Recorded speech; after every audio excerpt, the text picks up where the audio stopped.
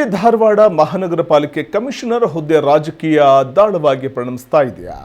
ಹುಬ್ಬಳ್ಳಿ ಧಾರವಾಡ ಮಹಾನಗರ ಪಾಲಿಕೆ ಕಮಿಷನರ್ 6 ತಿಂಗಳಿಗೆ ಎತ್ತಂಗಡಿ ಆಗಿರುವಂಥದ್ದು ನೋಡಿದಾಗ ಹಾಗನ್ಸುತ್ತೆ ಇದೊಂದು ರಾಜಕೀಯ ದಾಳವಾಗಿ ಪರಿಣಮಿಸ್ತಾ ಇದೆಯಾ ಅಂತ. ಈ ಹುದ್ದೆ ಹುಬ್ಬಳ್ಳಿ ಧಾರವಾಡ ಮಹಾನಗರ ಪಾಲಿಕೆ ಕಮಿಷನರ್ ರಾಜ್ಯದ ಅತ್ಯಂತ 2ನೇ ದೊಡ್ಡ ಮಹಾನಗರ ಪಾಲಿಕೆ ಅನ್ನುವಂಥ ಹೆಗ್ಗಳಿಕೆ ಪಡ್ಕೊಂಡಿರುವಂಥ ಹುಬ್ಬಳ್ಳಿ ಧಾರವಾಡ ಮಹಾನಗರ ಪಾಲಿಕೆಯ ಕಮಿಷನರ್ 6 ತಿಂಗಳಿಗೆ ಎತ್ತಂಗಡಿ ಆಗ್ತಾ ಇದ್ದಾರೆ.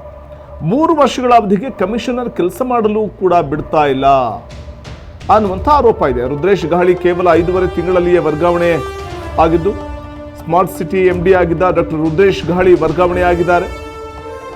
ಕೇವಲ 5.5 ತಿಂಗಳಲ್ಲಿಯೇ ವರ್ಗಾವಣೆಯಾಗಿದ್ದು ಪಾಲಿಕೆಯಲ್ಲಿ ಅಭಿವೃದ್ಧಿ ಕಾಮಗಾರಿಗಳ ಹಳ್ಳ ಹಿಡಿತಾ ಇವೆ.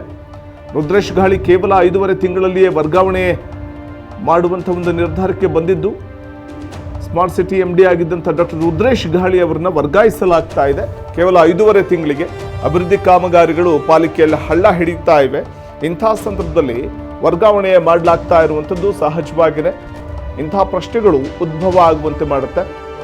ಸ್ಮಾರ್ಟ್ ಸಿಟಿ MD ಆಗಿದ್ದ ಡಾಕ್ಟರ್ ರುದ್ರೇಶ್ ಗಾಳಿ ಅವರನ್ನು ವರ್ಗಾವಣೆ ಮಾಡುವಂತಹ ಒಂದು ನಿಟ್ಟಿನಲ್ಲಿ ಮುಂದಾಗಿರುವಂಥದ್ದು ನೋಡಿದಾಗ ಹುಬ್ಬಳ್ಳಿ ಧಾರವಾಡ ಮಹಾನಗರ ಪಾಲಿಕೆ ಕಮಿಷನರ್ ಹುದ್ದೆ ರಾಜಕೀಯ ದಾಳವಾಗಿ ಪರಿಣಮಿಸ್ತಾ ಇದೆ ಅನ್ನುವಂಥ ಮಾತುಗಳು ಕೂಡ ಪ್ರಜ್ಞಾವಂತ ನಾಗರಿಕರಿಂದ ಕೇಳಿಬರ್ತಾ ಇದೆ.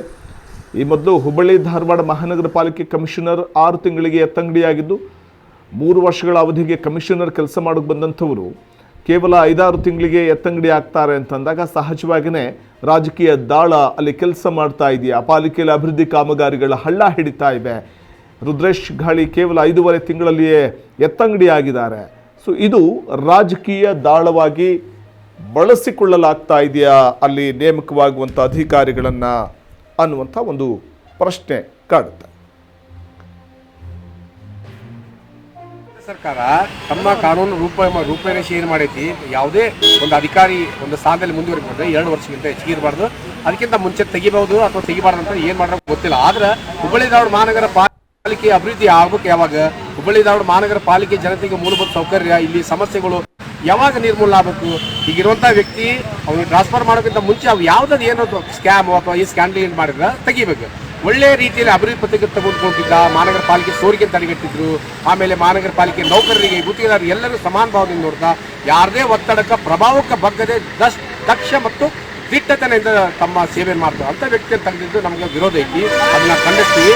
ಅದು ಅಲ್ಲದೆ ಈ ಮಹಾನಗರ ಪಾಲಿಕೆ IAS ಮತ್ತು ಅಥವಾ TS ಅಲ್ಲೇ ದಿಟ್ಟ ಇರಲಿ ಅಥವಾ ಚಾಣಕ್ಯ ಇರಲಿ, IAS ಆಗಲಿ, ಒಬ್ಬರು 2 ವರ್ಷ ಮಟ್ಟ ಇಲ್ಲಿ ಒಳ್ಳೆ ಆಡಳಿತ ಅಧಿಕಾರಿ ಒಬ್ಬರು ಬೇಕಾಗಿತ್ತು, ನಮ್ಗೆ ಬಂದಿದ್ರು. ಪುಣ್ಯ ದುರ್ದೈವಕ್ಕೆ ಏನು ಮಾಡ್ತೀರಿ, ಅವ್ರಿಗೆ ಅವಕಾಶ ಕೊಡಲಿಲ್ಲ.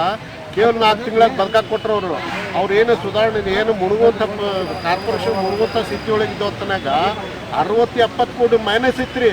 ಅಂಥದವ್ರು ಕೇವಲ ಈ ಬಗ್ಗೆ ಮತ್ತಷ್ಟು ಮಾಹಿತಿಯನ್ನು ಪಡೆಯೋಣ ನಮ್ಮ ಪ್ರತಿನಿಧಿ ಕಲ್ಮೇಶ್ ಅವರಿಂದ. ಕಲ್ಮೇಶ್, ಹುಬ್ಬಳ್ಳಿ ಧಾರವಾಡ ಮಹಾನಗರ ಪಾಲಿಕೆ ಕಮಿಷನರ್ 3 ವರ್ಷದ ಅವಧಿಗೆ ಬಂದಂಥವರು ಕೇವಲ 5-6 ತಿಂಗಳಿಗೆ ಎತ್ತಂಗಡಿ ಆಗ್ತಾರೆ ಅಂತಂದ್ರೆ ಅಲ್ಲಿ ಕಮಿಷನರ್ ಹುದ್ದೆ ರಾಜಕೀಯ ದಾಳವಾಗಿ ಪರಿಣಮಿಸ್ತಿದೆಯಾ ಅಂತ?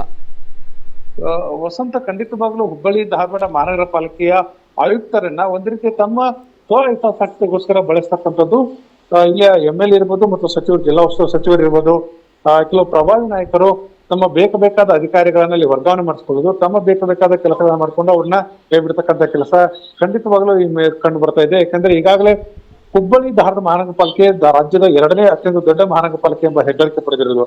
ಆದ್ರೆ ಇಲ್ಲಿ ಸರ್ಕಾರದ ನಿಯಮಾವಳಿ ಪ್ರಕಾರ ಒಬ್ಬ ಆಯುಕ್ತರು ಬಂದಾಗ ಅವರ ಅವಧಿ 3 ವರ್ಷ ಸೇವೆ ಸಲ್ಲಿಸಬೇಕಾಗ್ತದೆ. ಆದ್ರೆ 3 ವರ್ಷಗಳ ಕೇವಲ 5-6 ತಿಂಗಳು, 1 ವರ್ಷ ಒಳಗಾಗಿ ಆಯುಕ್ತರನ್ನ ಬದಲಾವಣೆ ಮಾಡತಕ್ಕಂಥ ಕೆಲಸ ನಡೀತಿದೆ. ಕಳೆದ ಈಗ ರುದ್ರೇಶ್ ಗಾಳಿ ಅವರು 5.5 ತಿಂಗಳಲ್ಲಿ ಅವ್ರನ್ನ ಸಂಘ ಮಾಡ್ತಿರೋದು.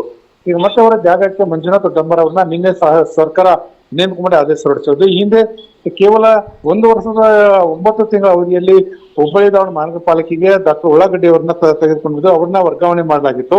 ಈಗ ಮತ್ತೆ ರುದ್ರೇಶ್ ಗಾಳಿ ವರ್ಗಾವಣೆಯಿಂದ ಗಂಬರನ್ನ ಆ ಸ್ಥಳಕ್ಕೆ ನಿಯುಕ್ತಿ ಮಾಡಲಾಗಿದೆ.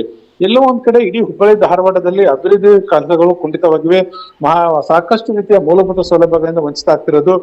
ಒಬ್ಬ ಅಧಿಕಾರಿಗೆ ಆ ಒಂದು ತನ್ನ ವ್ಯಾಪ್ತಿಯಲ್ಲಿ ಬರ್ತಕ್ಕಂಥ ಕೆಲಸ ಬಗ್ಗೆ, ಆ ಯೋಜನೆಗಳ ಬಗ್ಗೆ ಮಾಹಿತಿನ ಪಡೆಯುವಷ್ಟರಲ್ಲಿ ಅವ್ರನ್ನ ವರ್ಗಾವಣೆ ಮಾಡ್ತಕ್ಕಂಥ ನಡೆದ್ರೆ ಯಾವ ರೀತಿಯ ಅಭಿವೃದ್ಧಿ ಕೆಲಸ ಮಾಡ್ತಾನೆ ಎಂಬುದು ಸಹ ಇಲ್ಲಿ ಯಕ್ಷ ಪ್ರಶ್ನೆ ಆಗಿದೆ. ಅದರಿಂದ ಒಂದ್ ರೀತಿಯ ಇಲ್ಲಿ ಶಾಸಕರಿರ್ಬೋದು, ಉಸ್ತುವಾರಿ ಸಚಿವರು, ಲಾಡ್ ಇರ್ಬೋದು, ಅನೇಕ ಇಲ್ಲಿಯ ಜನಪ್ರತಿನಿಧಿಗಳು ಅಧಿಕಾರಿಗಳನ್ನ ಯಾವ ರೀತಿ ತಮಗೆ ಎಲ್ಲ ಅನುಕೂಲಕ್ಕಾಗಿ ಮಾತ್ರ ಬಳಸ್ಕೊಳ್ತಾ ಇದ್ದಾರೆ ಎಂಬ ಆರೋಪ ಸಾರ್ವಜನಿಕ ವಲಯಕ್ಕೆ ಬರ್ತಾ ಇದ್ದದ್ದು ವಸಂತ. ಅಂದ್ರೆ ಇವ್ರಿಗೆ ವೈಯಕ್ತಿಕ ಹಿತಾಸಕ್ತಿಗಳಷ್ಟೇ ಮುಖ್ಯ ಆಗುತ್ತೆ, ಅಲ್ಲಿರುವಂಥ ಜನಪ್ರತಿನಿಧಿಗಳಿಗೆ ಅಲ್ಲಿನ ಅಭಿವೃದ್ಧಿ ಕಾಮಗಾರಿ ಕೆಲಸಗಳದ್ದು ಯಾವುದು ಕೂಡ ಬೇಕಾಗಿಲ್ಲ ಅಂತ ಅನ್ಸುತ್ತಲ್ವೇ?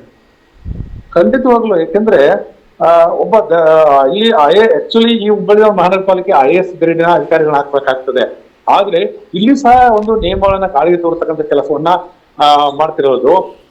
ನಗರಾಭಿವೃದ್ಧಿ ಇಲಾಖೆಯ ಒಬ್ಬ ಸೂಕ್ತ ಅಧಿಕಾರಿಗಳನ್ನ IAS ಅಧಿಕಾರಿಯ ಹುದ್ದೆಯ ಅಧಿಕಾರಿನ ನೇಮಕ ಮಾಡಬೇಕಾಗ್ತದೆ. ಆದ್ರೆ ಅಲ್ಲಿ ಸಹ ತಮ್ಮ ಬೇಕಾದಂತವ್ರನ್ನ KS ಅಧಿಕಾರಿಗಳನ್ನ ಅವರ ಬೇರೆ ಬೇರೆ ಅವರಿಗೆ ಮಾನದಂಡಗಳನ್ನ ತೆಗೆದುಕೊಂಡು ಅವ್ರನ್ನ ಇಲ್ಲಿ ನಿಯುಕ್ತಿ ಮಾಡತಕ್ಕದ್ದು, ಬೇರೆ ಬೇರೆ ಕೆಲಸಗಳಿಗೆ ಅಂದ್ರೆ ತಮ್ಮ ಅನುಕೂಲಕ್ಕೋಸ್ಕರ ಬರ್ತಕ್ಕಂಥದ್ದು ಮತ್ತು ಅವರಿಗೆ ತಮ್ಮದೇ ಆದಂತ ಮಿತಿಯಲ್ಲಿ ಕೆಲಸ ಮಾಡ್ತಕ್ಕಂಥದ್ದು, ಅವರಿಗೆ ಡೈರೆಕ್ಷನ್ ಕೊಡ್ತಕ್ಕಂಥ ಕೆಲಸ ಎಲ್ಲೋ ಒಂದ್ ಕಡೆ ನಡೀತಾ ಇದೆ. ಮತ್ತು ಅಧಿಕಾರಿಗಳ ದುರ್ಬಳಕೆ ಮಾಡ್ತಕ್ಕಂಥ ಕೆಲಸ ಹುಬ್ಬಳ್ಳಿ ಧಾರವಾಡ ಮಹಾನಗರದಲ್ಲಿ ನಡೀತಾ ಇರೋದು. ಜನಪ್ರತಿನಿಧಿಗಳಲ್ಲಿ ಯಾವುದೇ ರೀತಿಯ ಒಂದ್ ರೀತಿಯ ಕೋಆರ್ಡಿನೇಷನ್ ಇಲ್ಲ. ಅಧಿಕಾರಿಗಳ ಬೇಕಾಬಿಟ್ಟಿ ವರ್ಗಾವಣೆ ಮಾಡೋದ್ರಿಂದ ಇಲ್ಲಿ ಸಾಕಷ್ಟು ಯೋಜನೆಗಳು ನೆನೆ ಬೀಳಿವೆ. ಅದರಿಂದ ಸಾರ್ವಜನಿಕರ ಆಕ್ರೋಶಗಳ ಮುನ್ನ ಅಥವಾ ಬೀದಿಗಳ ಮುನ್ನ ಸರ್ಕಾರ ಮತ್ತು ನಗರಾಭಿವೃದ್ಧಿ ಇಲಾಖೆ ಎಚ್ಚೆತ್ತುಕೊಳ್ಬೇಕಾಗಿದೆ ವಸಂತ. ಓಕೆ, ಧನ್ಯವಾದ ತಮ್ಮ ಮಾಹಿತಿಗಾಗಿ ಕಲ್ಮೇಶ್.